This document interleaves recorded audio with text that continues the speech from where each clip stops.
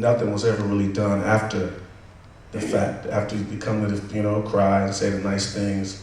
And I remember with our head deacon, who still is living, but the pain is still on him, and I just felt guilty because I never felt like the church did enough.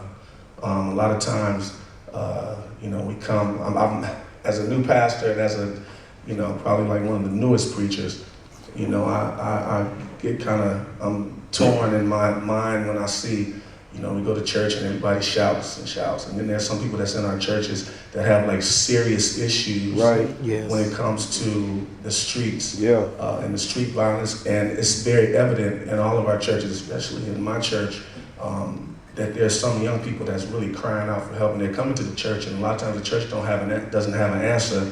But just pray about it, this is going to get right. But there's some young kids that from Nickerson Gardens that have been coming to my church, and they're really looking for help. That they want to know the word, but they need to know that the people in the church who look like they have everything together, that they really have some concern for them.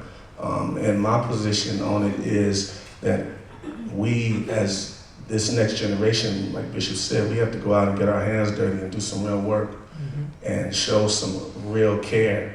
And it's not going to always happen just in our churches. So it's a thing where we need to really go out and get involved in the community to understand these statistics. I never really looked at it. The answer, I didn't really have an answer. You're always praying, trying to figure things out. God, what should we do? And then when Mike first presented, this is what he's doing, and we went over to West Angeles with Bishop Blake. That time, I think my eyes were open to the opportunities that the faith-based communities, what we can actually do. But for myself, what we're doing is in our community. Our community is like, it's definitely a gang-infested area. It's not just the gangsters really running around with guns. It's just a new thing that really have guns. And whoever you are, whatever you're doing. And I think that we need to go out and be there and sometimes you got to really get to that level.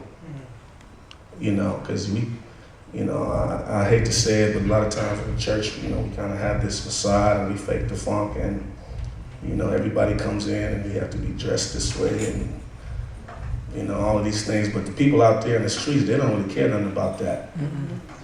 So I think that we really have to get out and figure out ways to get in the community, not just on the surface, but sometimes you have to really get out there and get involved and see what's going on. And then you can, these people with the guns, and that really are the leaders of the violence, they will listen, but we have to know what we're talking about.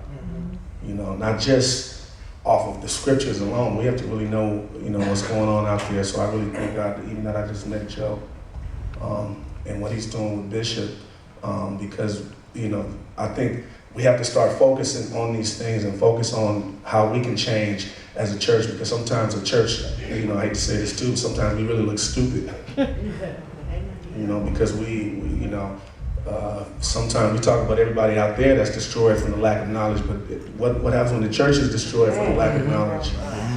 So we really have to understand and really get out and make a difference, especially right now. I don't know about your cities and where you all are from, but I know where it is, how it is where we live, and LA is palm trees and sun, but it's a whole bunch of killing going on. I know where Warren grew up and where I grew up, it's crazy. It's at another level that, I'm even scared for my children.